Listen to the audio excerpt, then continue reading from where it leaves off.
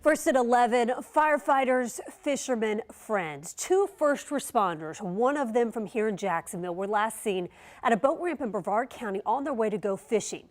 Now, 36 hours later, these men tonight remain missing. Thank you for joining us. I'm Heather Crawford. So here's what we know at this hour. Brian McCluney, a firefighter with Jacksonville Fire Rescue, and Justin Walker, a firefighter from Fairfax, Virginia, left Port Canaveral Friday morning to head out fishing. They were supposed to return later that day, but they never showed up. Now, this is the last picture taken moments before their boat headed out from Port Canaveral. Tonight, the search is continuing by air and by water for both of them, and we have live team coverage for you.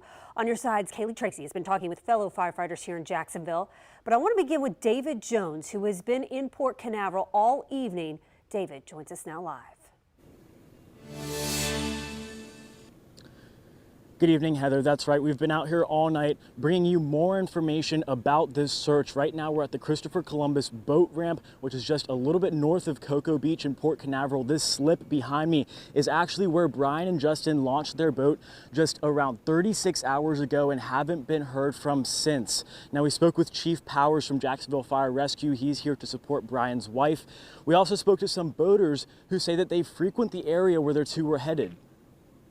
As the search continues, support is mounting, not just from state and local agencies here in Central Florida, but from Brian McCluney's family at Jacksonville Fire Rescue Department. In our business, you feel like you need to be doing something, but in this situation, our doing is just helping try to coordinate and provide support for the family and coordinate any needs that they have. So it's a little different arena that we're not, we normally don't play in that arena, but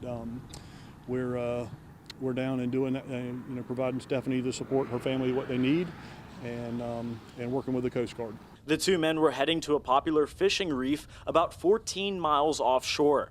We spoke with boaters coming back from the same reef earlier this evening. We got caught in this rainstorm, but we were with 2 or 3 other boats, so you got other guys out there, you feel safe. I wouldn't want to be out there alone. Chief Powers says Brian's wife Stephanie is holding up and hoping for the best. We asked him if he has a message for the people watching back home in Jacksonville. Right now, just keep this family, the Jacksonville Fire and Rescue Department family, and Stephanie and her family in their prayers while they are going through this trying time.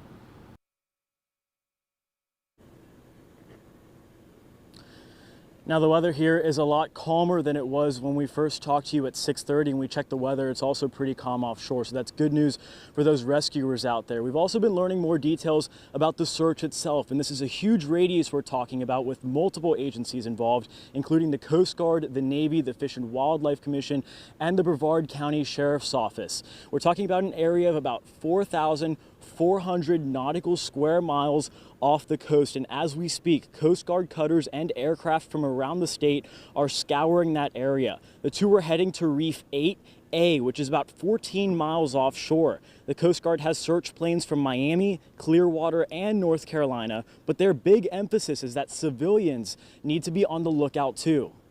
We're trying to cover as much ground as possible, and we're also urging the boating community that if they see a boat that, someone's waving their hands, if they see any type of debris, pretty much anything out of the ordinary, if they want to contact the Coast Guard, feel free to do so, because any information that we can get will help in the search. Now, there have been some reports that the Coast Guard called off the air search for the night, but let's just clarify that. I've been speaking with the Coast Guard spokesperson. He tells me that the air search is continuing, that they might just be swapping out planes and crews throughout the night since they are coming from different locations. Now, Kaylee Tracy is in Jacksonville. She's been talking to co-workers of Brian and finding out what they want viewers to know about Brian. Let's go to Kaylee now. Kaylee? Yeah, thanks, David. Firefighter and father Brian McCluney. He's supposed to report here to his station, Station 31 on the west side, tomorrow morning for work. Now, the district chief here told me that some of his fellow firefighters, they've taken their personal boats down there to help in the search for him because they say, well, he is just like their family. A somber mood at Station 31. The usual antics aren't taking place. The station is missing one of its own. I'm sure tomorrow his regular shift will be really bad. you know, everybody's worried about him. Jacksonville firefighter Brian McCluney and his friend, a firefighter in Virginia, didn't come back from a boating trip yesterday near Port Canaveral. Firefighters, that's what we do is figure out ways out of bad situations.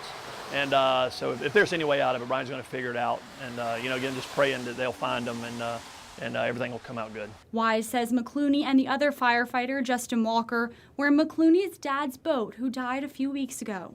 Obviously, the longer this drags on, the more worried we get. He's one of those guys that just everybody likes. He'd do anything for anybody and never had a bad word to say about anybody. For now, McCluney's fellow firefighters hope for the call he has been found, as his uniform waits in his locker for his return. We miss him already. We just want him to come into work at 8 o'clock in the morning like he's supposed to.